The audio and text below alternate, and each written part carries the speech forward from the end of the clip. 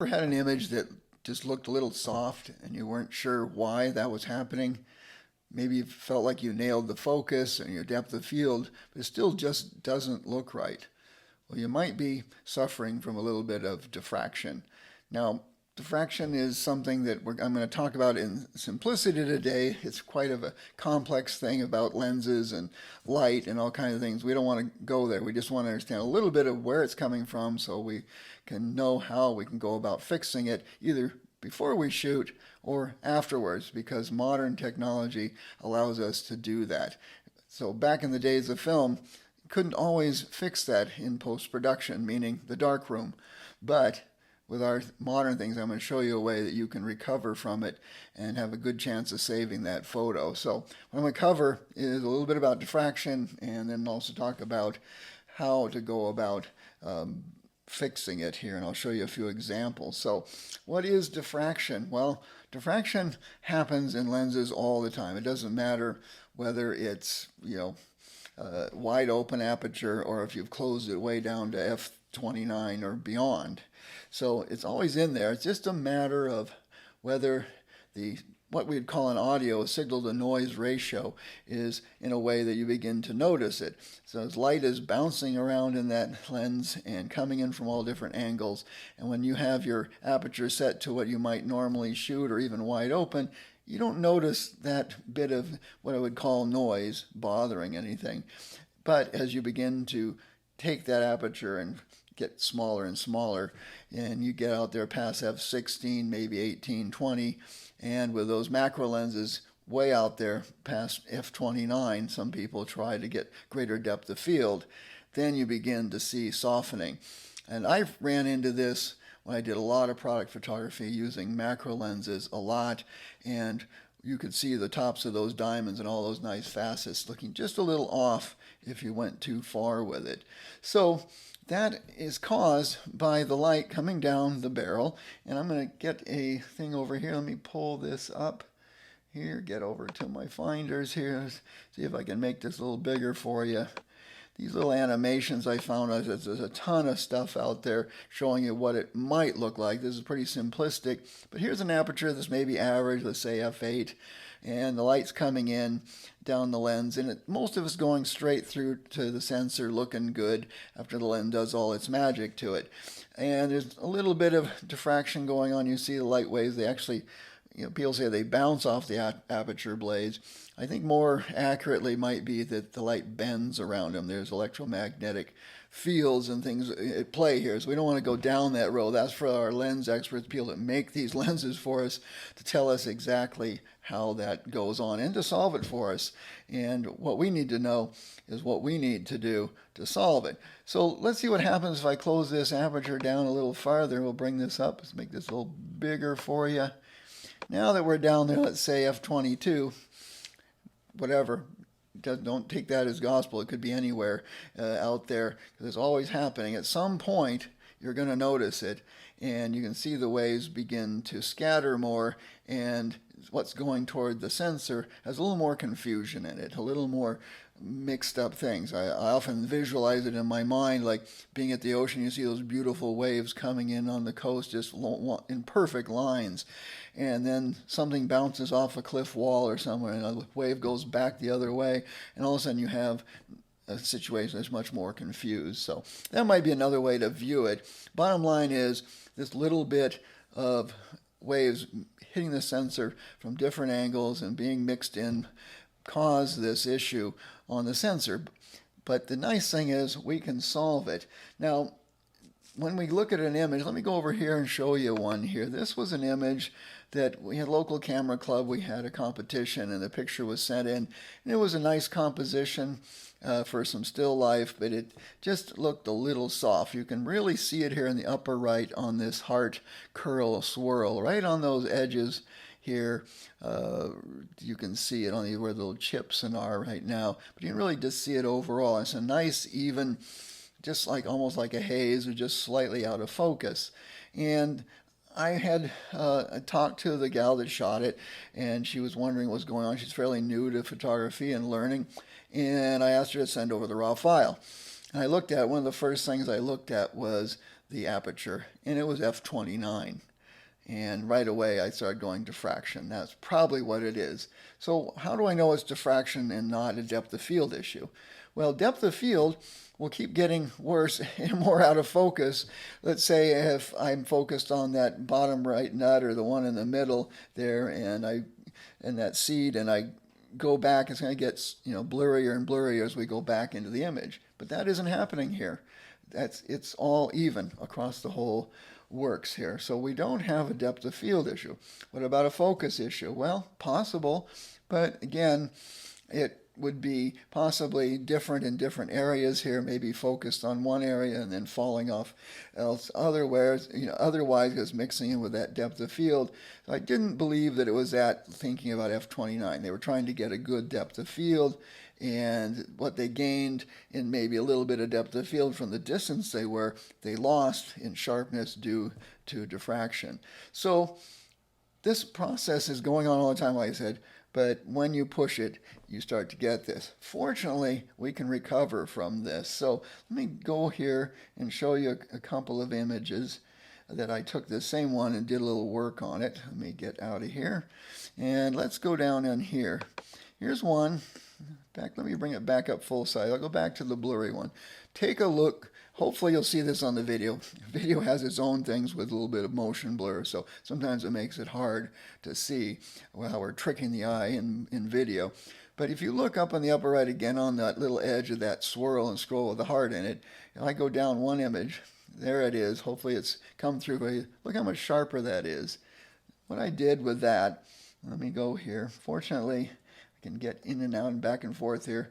This is in capture 1. On the left, I've really pushed the sharpening. If you go over here and take a look, we have 713 on there. But it didn't really cause any problems because I didn't have a lot of noise in the image. What's going on is our modern digital technology understands diffraction. It understands what this is easily. It's a nice even thing that we can deal with versus depth of field or an out of focus image. It's a little harder. And we are able to just deal with that in a uniform way with some focusing, maybe play with a little bit of the noise reduction if we need to, and just details, work with our threshold. I'm usually keeping that fairly low and radius fairly low. You see the numbers there. But I pushed it up until it looked good to me, and then I would just go in here and zoom into it about 100%. There's 400%. It's not going to get us anything. Things are going to break up there no matter what you try to do. Let me go over here, get the hand tool, and we go in here at 100%. Let's go back to the blurry one. So take a look at that. And now we'll go back to the one that's sharp. So you can see that we can recover. There's a little bit of noise in there, but I think that's acceptable. We could play with that a little bit with our noise reduction. And there's other apps out there that may even do a better job, but that's not bad. Just pull a little noise reduction up. But the bottom line is here, you can recover from this.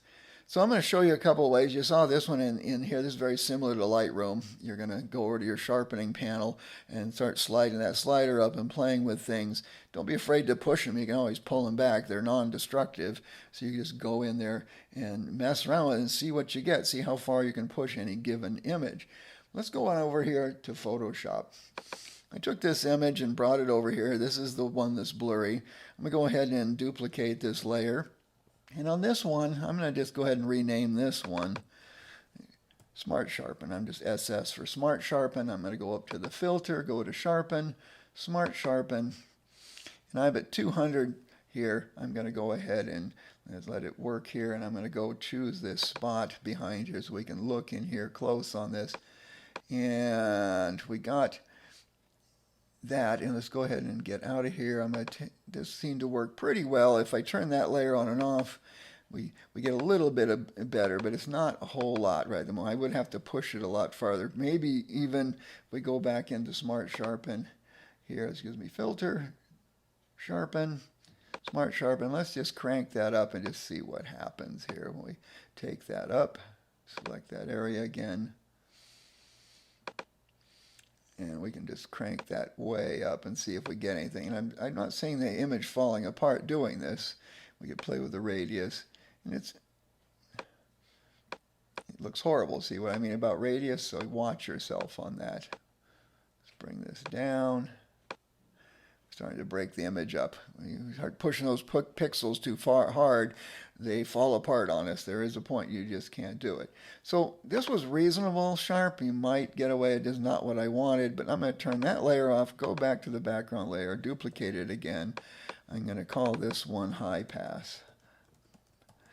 And I'm going to go up here to the filter, go to other, go to high pass, and you'll note we look very carefully in the background. I don't know if you'll see on the video, but in the gray area you can just see some subtle lines. You don't want to push this thing too hard. This one will destroy pictures. I only use this a lot of times on metal, like car bumpers, cars, metallic things, architectural type stuff. But it can be used judiciously. So I'm going to say OK at 1.4. I'm usually somewhere between 0.5 to 1.4. Now I'm going to change the blend mode down here to linear light. Now let's go ahead and zoom in on this a bit. Move it over to the middle of the screen. Now let's turn that on and off. So before, I'm going to turn it on. After. Looks darn good. And I'm at 100% right now viewing that. We didn't cause any problems with noise. Good clean image. But we now have a much sharper edge. We bring that out and this image looks a whole lot better. So there's two things you can try here, plus either in Lightroom or also in Capture One. I also went out and got a demo copy of Topaz, what is it called? AI Sharpen. So let me pull up my Finder here, take a look, go to this here. This is the image. And you can see that it did a pretty good job. Now, I didn't push it hard in there since I don't know the app real well, but that might be an area, if you have it, you can also try. But I'd say that this image might turn out, if I printed it, to be just fine. A lot of the viewing of images a lot of times is viewing distance, not just how sharp they are, but how far you're going to be from it that has to do with that. So I think there's only one other thing to cover here today, and that is a way of circumventing this before you get even into a situation where you have to try and recover an image, and that would be focus stacking. And if you're not familiar with it, it's quite simple. When you're out taking a shot like this, or even a landscape shot, you can take a series of images, focus in different areas of the scene. We use it a lot in product photography. The only way I could get the depth of field for, let's say, a men's ring or any ring on the table from top to bottom, looking down on it at a nice angle, is to do a series of images. And they generally were about 8 images. I had software that I used called Helicon. It ran the camera. It allowed me to select a beginning and an ending point, and I could figure out how many shots it would need to get them all and take a focus shot at the top and then a little bit farther down, until it got to the other end. And then I'd have 8 images that were of different parts of the subject that I could combine and make one nice focused image. Well, the same thing could happen here. You could do it manually. You could focus right on the front here, the lower part on that nut or whatever that object is there, a seed, and take a shot. And focus back maybe on the next nut back there on the left that's got the nice brown wraps on it, and then take that shot and then focus to the background back there if you can and take a shot. You might only need 2 shots. You can always take a third, and if you don't need it, fine. You can bring it here into Photoshop if you don't have something like Helicon, or there's a couple other apps out there, and you can open those images as layers in Photoshop. Then you can go up and use up in here and say, where is it? I'm looking for quickly here. I actually made myself an action for it. So what we would want to do, and it's not available at the moment. Here they are. These 2 that are blurred out because I don't have a series. I'm called auto align layers, and that'll take all and make sure they all line up nicely. Then auto blend layers. After that, we'd select that and run it, and it will choose the best high frequency areas, basically the sharp areas of the image, blend them together into one image, and then you can save that image, and then you'll have a completely sharp image with no depth of field issues. So that's how you might solve this without having to try and crank your aperture out to f29 or f42 or something way gone out there and cause yourself problems. You can back off, shoot it like f8 or f11, where the sweet spot of most lenses is a couple stops up from wide open, and then do a series of images going back in segments. If I was going to do this scene at like f8, I might even take 5 or 6 images where I focus just in increments back very slowly so that I had lots of data to work with. So, okay, so what does this all mean? It means you're not stuck if you lost an image, a little bit of a diffraction in it. There may be some you can't recover, but at least you can give it a shot. But if you can solve it before you go in by not using something like f29 or f22 or beyond, and shoot a stack, which is actually quite simple once you've done it a few times, and you have a good image right out of the gate, and you don't have to recover from. So now you have the information. I'm Larry Pollack. This is the Light Foundry. See you in the next video.